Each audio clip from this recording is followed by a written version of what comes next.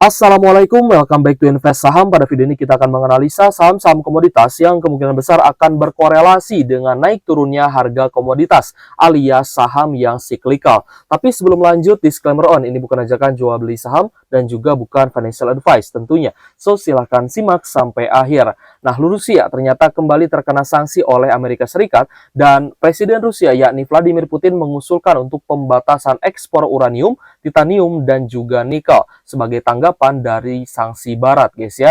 Nah, perlu teman-teman ketahui ya bahwa di tahun 2022 lalu pun ya, Rusia ini terkena sanksi ya oleh Amerika Serikat sehingga Rusia ini menyetop ya guys ya pasokan gas ke Eropa, yang berarti Eropa mau tidak mau harus menggunakan kembali batu bara sehingga harga acuan batu bara itu naik ya ke level 400 US dollar per ton yang tadinya hanya di kisaran 100 USD per tonnya saja.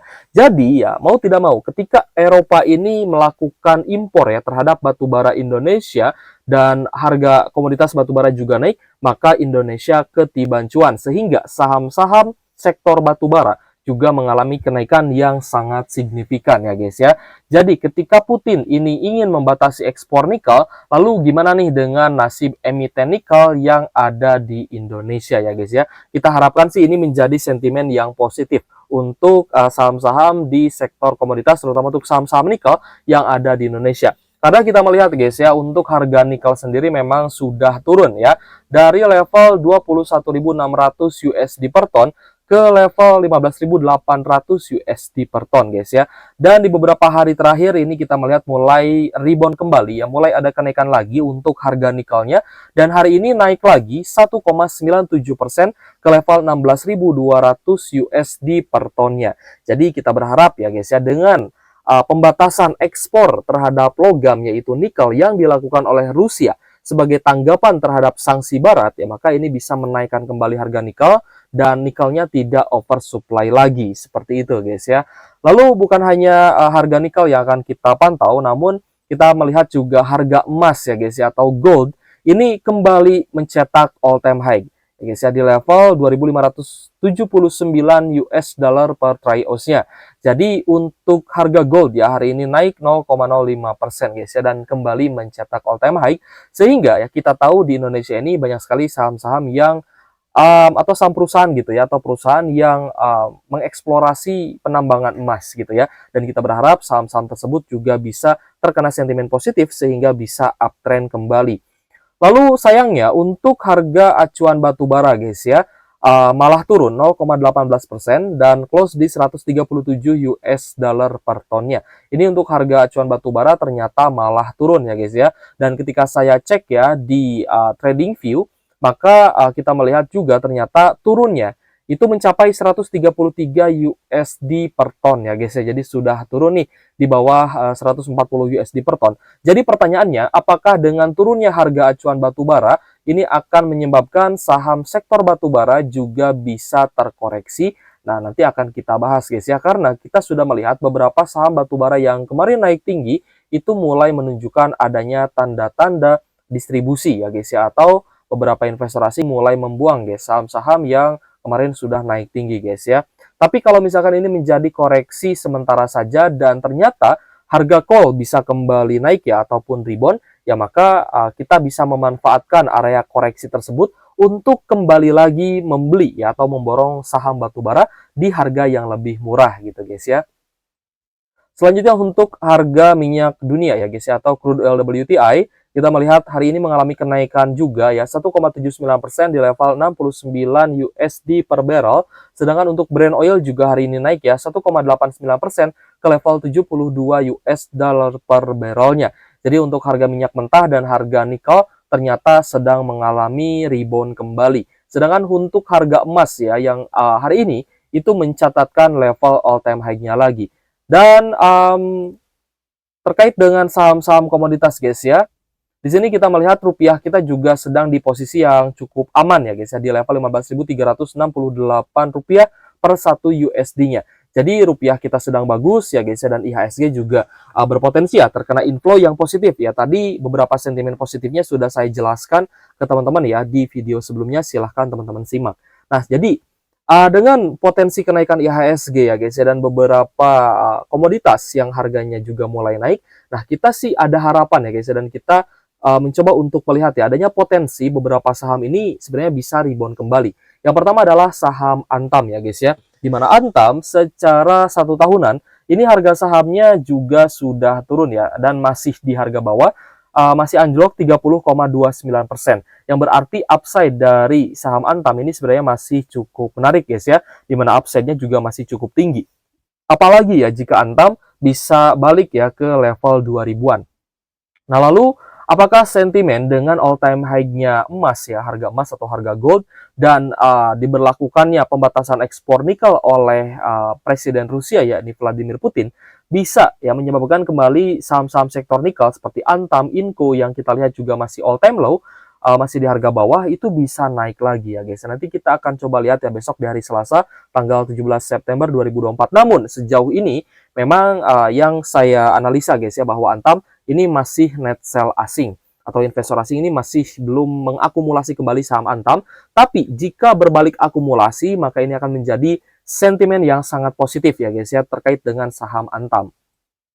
Karena kalau bisa kita lihat juga ya pada laba bersih di kuartal 2 saham Antam ini sudah mulai rebound lagi ya, sudah mulai ada tanda-tanda perbaikan kinerja gitu guys ya, dari yang tadinya di kuartal 1 itu hanya sebesar 238 miliar, ini mulai naik lagi ke level 1,3 triliunan guys di kuartal 2. Naik secara year on year dan juga secara kuartalan. Ya, hal itu dikarenakan ya pada kuartal 1 ternyata izin untuk mengekspor nikelnya belum keluar gitu ya. Jadi secara valuasi pun ya guys ya, saham Antam ini sebenarnya masih cukup menarik. Apalagi tadi kita melihat ya upside-nya juga tinggi dan saham Antam juga ternyata rutin bagi dividen. Saya paham ya, banyak sekali teman-teman yang masih nyangkut ya guys ya, entah itu di saham Antam, di Telkom, di BBRI gitu guys ya, bahkan di Big Bank sekalipun ya, banyak yang masih mengalami floating loss ya guys ya. Tapi itu tidak terdengar ya di saham Bank Mandiri dan juga BBCA yang harga sahamnya sudah mendekati level all time high-nya gitu ya. Jadi pastinya ketika ada penurunan saham, pasti di suatu hari akan ada kenaikan saham ya guys ya. Dan ada beberapa hal yang bisa kita konfirmasi dari adanya tanda-tanda bullish reversal. Yang pertama adalah pembalikan ya guys ya, dari distribusi ke akumulasi, itu juga sebagai tanda bullish reversal ya guys ya, dan bisa kita tracking juga, bisa kita validasi juga ya guys ya dari saham-saham yang akan kita analisa gitu ya, dan saham-saham yang akan kita beli tentunya untuk investasi jangka panjang seperti itu. Jadi kalau misalkan teman-teman memang berniat untuk invest jangka panjang dan tidak mau cut loss di saham Antam, ya sudah, meskipun floating loss di hold saja karena sahamnya juga rutin bagi dividen ya guys ya. Dan dalam waktu dekat juga akan ada beberapa aksi korporasi ya yang akan bisa bagus ya untuk saham Antam ini. Yang pertama terkait dengan akuisisi smelter dari Singsan ya guys ya. Yang kedua adalah Antam ini sudah mulai produksi ya untuk komponen baterai EV ya guys ya. Jadi ini semoga saja ya bisa menjadi sentimen positif untuk Antam. Selanjutnya ada saham MDKA ya guys ya, yang juga masih terkoreksi 27% dan di level 2290 di 1 tahun ini. Ya kalau misalkan kita bandingkan ya antara Antam dan juga MDKA dari sisi laba bersih, tentu saja jauh lebih menarik Antam ya. Tapi MDKA juga menjadi salah satu saham ya guys ya yang sering diakumulasi oleh investor asing, meskipun kembali lagi secara laba bersih ya masih menarik Antam dan dividennya pun ya masih menarik saham Antam gitu ya. Jadi sayang sekali ya untuk teman-teman yang mau dividen investing, saham MDKA ini tidak cocok ya untuk teman-teman dividen investing atau ya hanya sekedar mencari technical rebound dan juga capital gain saja nih untuk MDKA. Tapi ketika harga emas naik ya, tidak jarang juga MDKA bisa juga ya mengikuti kenaikan dari gold ya guys ya, dan kita berharap saham-saham di sektor yang emas gitu ya, di sektor gold juga bisa naik kembali. Selanjutnya ada saham BRMS ya, Bumi Resource Mineral Tbk, yang kita melihat juga di beberapa waktu yang lalu ya, di beberapa minggu terakhir ini mulai aktif lagi guys ya, dari Rp140 per saham ke level Rp160 per saham. Namun di 1 tahun terakhir ini BRMS ternyata masih terkoreksi ya 20,7%-an. Dan kalau misal kita lihat ya kenaikan yang sudah terjadi di saham BRMS ya guys ya, Bumi Resource ya, di 3 bulan terakhir ini sudah naik 19%. Lalu kalau misal kita cek secara year to date memang masih cukup sideways guys ya. Tapi it's okay lah ya, 3 bulan terakhir ini cukup menarik, naiknya 19%. Itu dikarenakan memang secara kinerja mulai ada perbaikan kinerja guys ya di kuartal 1 dan kuartal 2 2024 alias di semester 1 di tahun ini.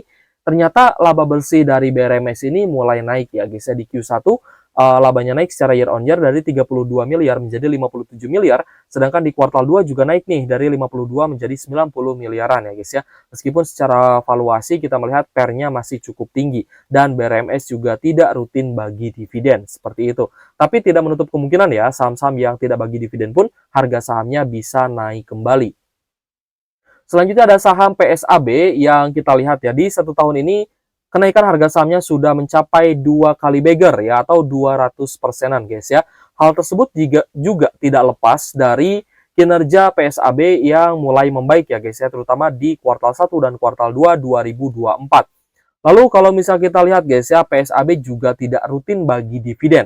Nah, saham-saham yang tidak bagi dividen pun tidak menutup kemungkinan harga sahamnya juga bisa rebound, bahkan bisa kembali all time high ya guys ya, dan juga bisa cuan beggar gitu ya. Lalu selanjutnya ada saham Archie yang di 1 tahun terakhir kita melihat juga masih terkoreksi ya 18,39% di level Rp284 per saham.